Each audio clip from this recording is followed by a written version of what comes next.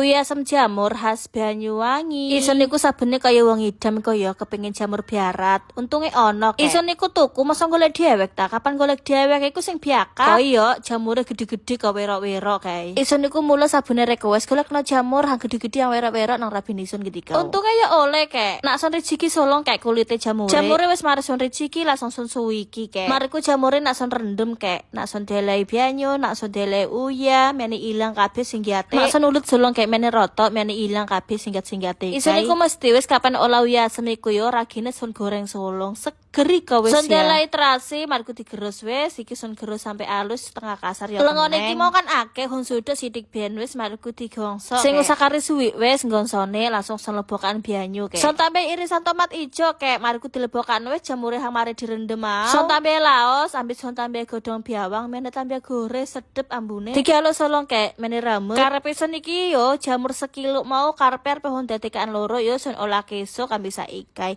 Dibiake jare nih kapan diolah kesok iku gampang bosok akeh bercungi. Uya asam jamure wis mateng kek. Weteng wis kalirian nah langsung madang ben wis kayak imbu sego sak piring. Mula beda yo rasane yo jamur asli ambil jamur gawean. Enak niku ya rasane. Monggo wis kayak ayo madang.